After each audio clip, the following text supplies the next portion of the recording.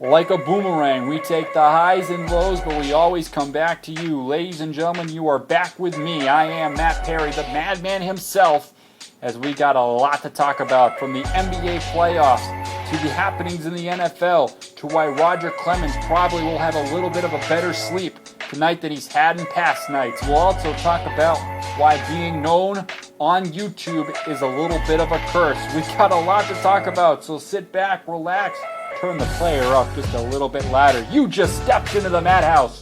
Here we go.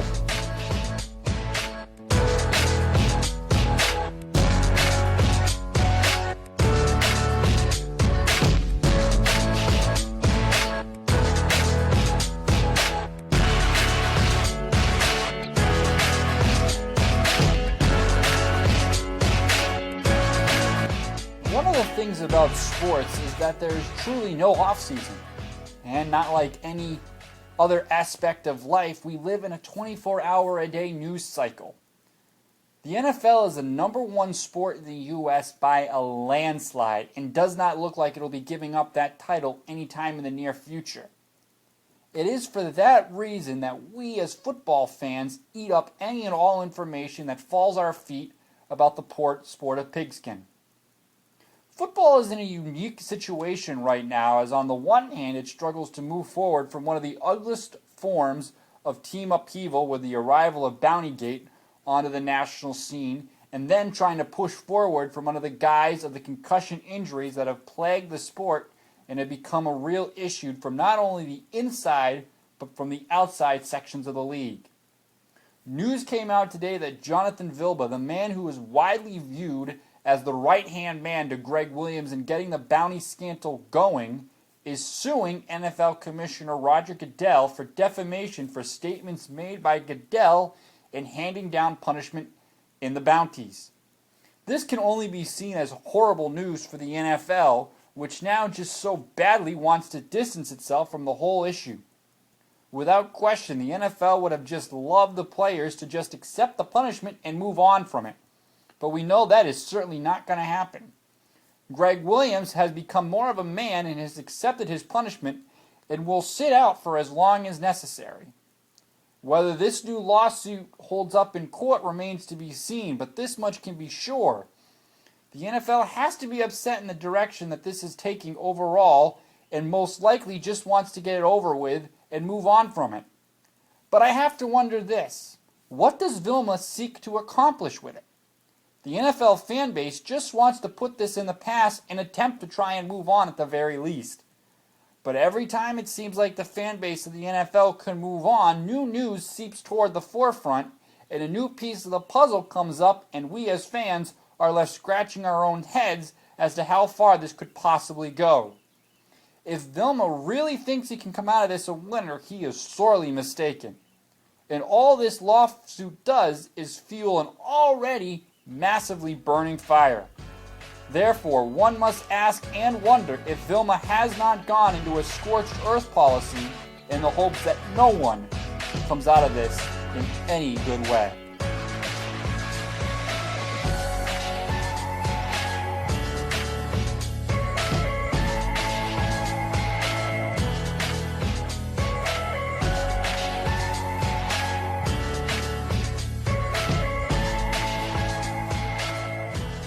I want to take this opportunity to discuss the downside of doing play-by-play and the ultimate curse of YouTube. Now, one of the things I will refuse to do ever is to speak ill of my alma mater, High Point University. I can't do that to a school that blessed me not only with many friendships that I cherish and hold very near and dear to my heart, but is where ultimately I was given the best chance to succeed in my adult life. In trying to figure out my entire college process, I had my heart set on going to schools like an Alabama or even a Xavier. I certainly figured that ultimately I would be going to a school that had been seen on ESPN's College Game Day in the last calendar year. Never in my wildest imaginations could I ever have envisioned myself going to a school that not only did not have football, but whose athletic program one could argue, and you honestly do have to admit, could be in one of the worst athletic conferences in the entire Division I athletic spectrum. Yet, I fell in love with High Point University. And suddenly, the athletic side of things no longer seemed to matter, and it was more about the opportunities that one can make for yourself at a small-time college. Many people do not realize that the size of the school, in terms of it being small, actually creates a better chance of finding one's own niche in a university. Many people honestly think that that philosophy is backwards when it is actually true. Starting sophomore year, I became the voice of the Panthers on the State Farm Big South Network. A year into doing it, we hit pay dirt thanks to a player named Shay Shine. Shay had a very impressive dunk putting DJ Cunningham of UNC Asheville on a poster, and of course my reaction was of sheer lunacy, stunned at what I had just seen. What came out of it was, boy, there will be buzzing about that one. Less than 10 words have followed me ever since. Anything good that I've done, there will be buzzing about that one. A good score on a test, someone in my row in class would pipe up, they'll be buzzing about that one. My Facebook statuses have to be thought out in full, thinking how can someone tie in, they'll be buzzing about this one. In the current world we live in today, YouTube gives rise to things that we do not ever expect to have happen to us. I can't hold anything against YouTube as we live in a soundbite world and small soundbites play better in the grander scheme of things. My only wish is that I had said something a little less stupid and maybe a little more relaxed in nature. In the end, all I can hope for is that this just be one small phase and let my inadvertent 15 seconds of unwanted fame fade away and become nothing more than a footnote on an otherwise remarkable play.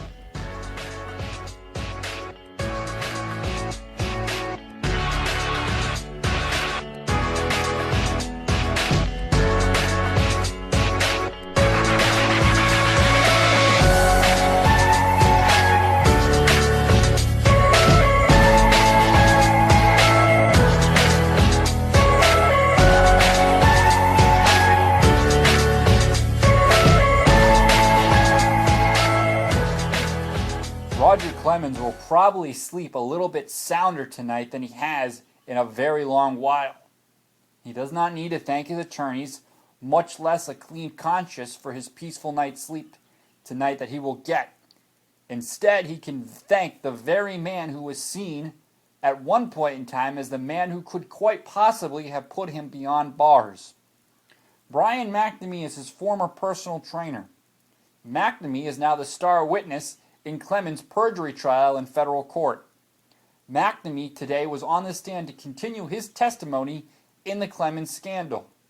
Today, though, the bombshell was dropped that he lied back in 2007 about his initial involvement with steroids. Clemens' attorney, Rusty Hardin, all but jumped on the opportunity to not only label McNamee as a consistent and overall liar in the grander scheme of things, but also tried to pepper McNamee with as many questions as he could to keep McNamee off balance. McNamee at times did appear to be caught off guard and had trouble keeping up with the line of questioning. This has to put doubt in the jury's mind as to what is actually fact and what is actually true.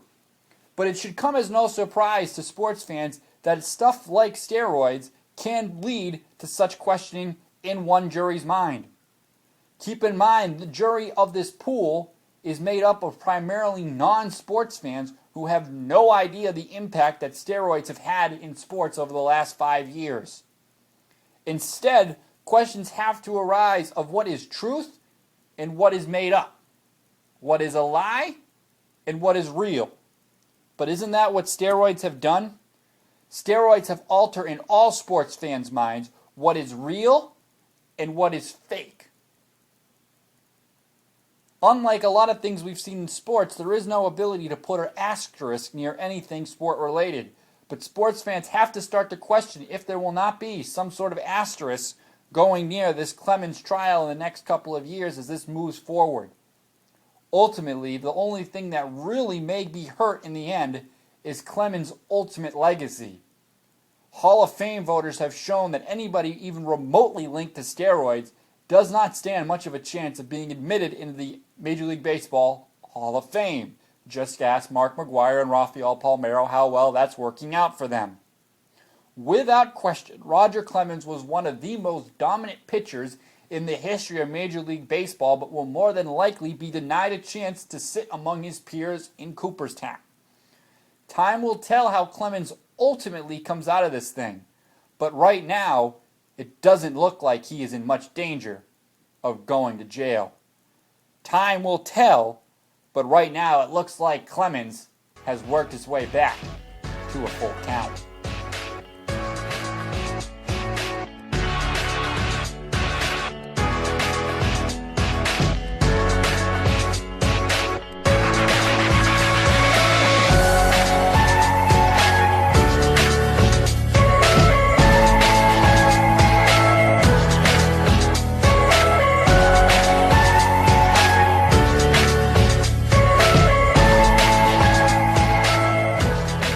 In my podcast this morning, I talked about the Pacers needing to have the ability to hold LeBron James and Dwayne Wade to average to below average games.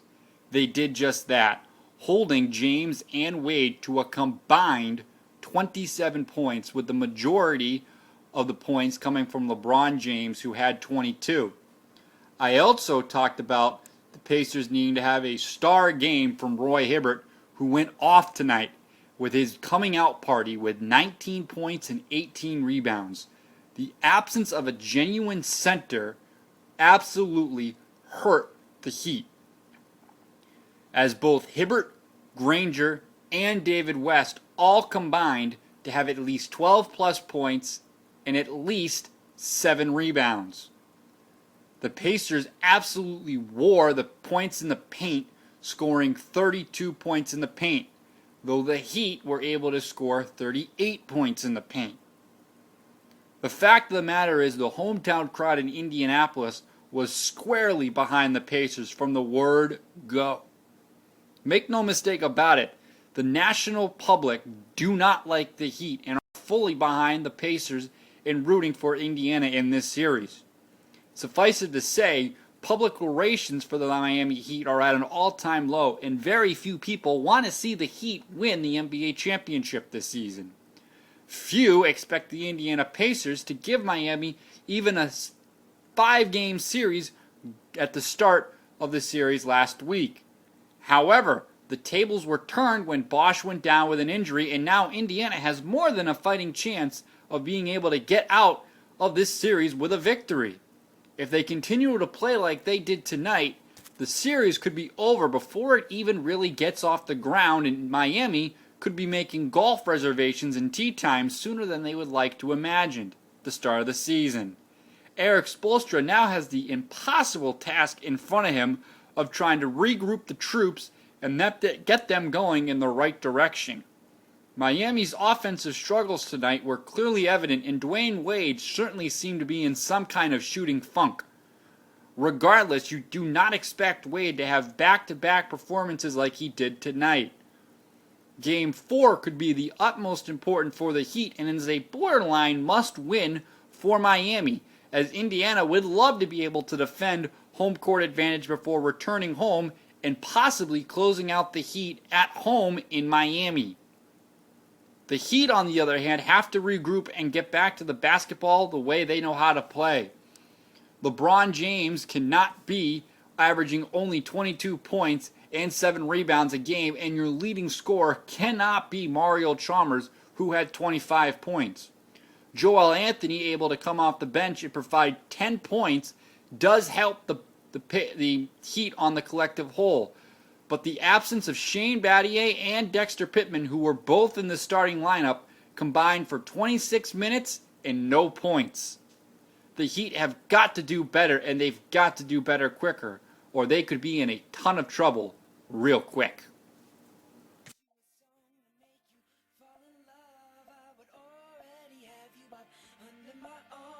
used up all of my tricks. I hope that you like this, but you probably won't. You think you're cooler than me. Before we get up out of here, we want to let you know that Joshua Ledet got the old hee-ho from American Idol tonight, so I guess my prediction that he's going to win the whole kit and caboodle was a little bit off. Jessica Sanchez versus Philip Phillips is your finale. Make sure you tune in next week to get my prediction. We'll break it all down for you. We'll tell you who needs to win, what they need to do, and then some. I also want to pass along condolences to Donna Summer. She passed away down in Florida today from cancer. Condolences to the Donna Summer family. We hope you enjoyed the podcast. You are released from the house. This is the madman himself, Matt Perry, signing off. Have a good rest of your night, and we'll see you tomorrow right here on the Madhouse. Have a good night, everybody. I got you all figured out. You need everyone's eyes just to feel seen. Behind your makeup, nobody knows who you even are. Who do you think that you are? If I could write you a song to make you fall in love, I would already have you up under my arm. I used up all of my tricks. I hope that you like this, but you probably won't. You think you're cooler than me. You got desire, shades just to hide.